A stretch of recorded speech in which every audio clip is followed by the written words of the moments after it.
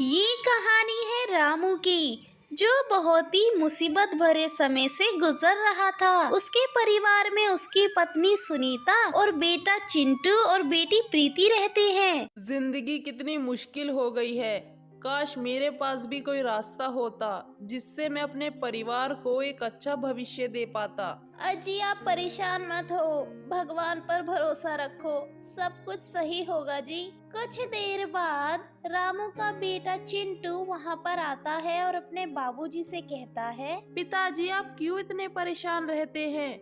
मैं जानता हूँ कि हमारी आर्थिक स्थिति अच्छी नहीं है, लेकिन मुझे पूरा यकीन है कि हम इस स्थिति से बाहर निकल सकते हैं। बेटा मैं भी चाहता हूँ कि तुम्हारा और तुम्हारी बहन का भविष्य अच्छा हो, लेकिन इस गरीबी में हम क्या ही कर सकते हैं। रोजी रोटी कमाना ही मुश्किल हो रहा है बेटा। पिताजी मुझे विश्वास है कि हम अपने हालात बदल सकते हैं। मैंने अखबार में एक प्रतियोगिता के बारे में पढ़ा है पिताजी, जिसमें नए बिजनेस आइडियाज को इनाम मिलता है। अगर हम अपनी मेहनत और ईमानदारी से कोई अच्छा काम शुरू करें तो शायद हम भी सफल हो सके। बेटा बिजनेस, हमारे पास तो पैसे भी नहीं है, कोई काम शुरू कैसे कर पाएंगे हम लोग? पिताजी पैसे से ज्यादा जरूरी है हिम्मत और सही सोच। हम छोटे स्तर पर कुछ शुरू कर सकते हैं।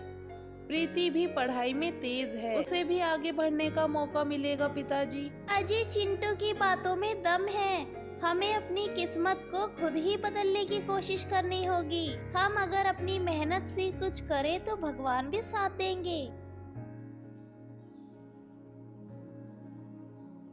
अगली सुबह रामू और उसका बेटा चिंटू एक पेड़ की छांव के नीचे बैठे थे। तभी गांव का सबसे अमीर आदमी राजू वहां पर आता है। अरे रामू, सुना है कि तुम लोग बिजनेस करने वाले हो। कहाँ से पैसे लाओगे? कुछ सोचा भी है तुम लोगों ने? तुम लोग तो सिर्फ मजदूरी करने के लिए ही बने हो। ये बड़े बड़े सपने तुम्हारे लिए नहीं हैं। राजू भैया, सपने देखना कोई गुनाह नहीं है, और अगर हिम्मत और मेहनत हो तो गरीब भी अपने सपनों को सच कर सकते हैं। हम मेहनत करेंगे और आपको दिखाएंगे कि गरीब भी कुछ कर सकते हैं। अरे ठीक है देखते हैं, लेकिन याद रखना जब तुम लोग फेल हो जाओगे तो तुम्हें फिर से मेरे पास काम मांगने आना पड़ेगा। राजू हंसते हुए वहाँ से चला जाता है और चिंटू अपने पिता की ओर देखता है। पिताजी अब और देरी नहीं, हमें तुरंत कुछ करना होगा। हम एक छोटी सी दुकान शुरू कर सकते हैं।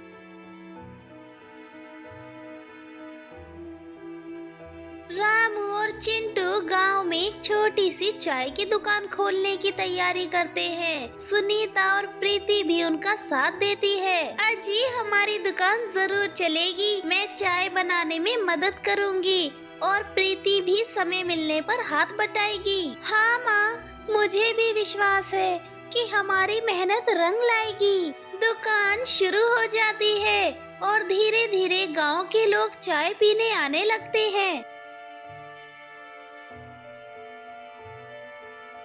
कुछ महीनों बाद रामू की दुकान चल पड़ती है। गांव के लोग अब उनकी चाय की तारीफ करने लगे हैं। चिंटू और प्रीति पढ़ाई के साथ साथ दुकान में भी मदद करते हैं। देखा चिंटू, तुम्हारी सोच और हमारी मेहनत ने हमें आज यहाँ पर लाकर खड़ा किया है। अब हमें और मेहनत करनी होगी और आगे बढ़ना होगा। पिताजी ये तो बस शुरुआत है। अगर हम इसी तरह मेहनत करते रहे ना तो एक दिन हम अपना बड़ा कारोबार भी खड़ा कर लेंगे। और पिताजी मैं भी डॉक्टर बन जाऊंगी, जिससे मैं गांव के लोगों का सही से इलाज कर सकूं। अजी भगवान ने हमारी मेहनत का फल दिया है, अब हमें कभी हार नहीं माननी चाहिए।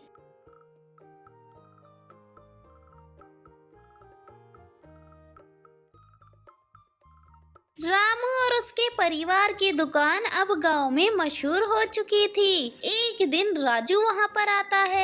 रामू, मुझे तुम पर हंसने का अफसोस है। तुमने साबित कर दिया कि मेहनत से सब कुछ मुमकिन है। मैं भी तुमसे कुछ सीखना चाहता हूँ। राजू भैया, सपने देखने का अधिकार सभी को होता है, चाहे वो गरीब हो या अमीर। मेहनत और ईमानदारी से कोई भी अपनी किस्मत बदल सकता है राजू भाई। कहानी के अंत में रामू का परिवार अब आर्थिक रूप से मजबूत हो चुका है। चिंटू का सपना पूरा हो रहा है और प्रीति डॉक्टर बनने के अपने सफर पर है। पिताजी, आपने जो हमें हिम्मत दी उसी ने हमें इस मुकाम पर पहुंचाया है। अब हम और भी ऊंचाइयों तक जाएंगे। चिंटू बेटा, तुम्हारी मेहनत और सपने ही हमारी असली दौलत है बेटा। ये कहानी हमें सिखाती है कि सपने देखना और उन्हें पूरे करने के लिए मेहनत करना कभी बेकार नहीं जाता।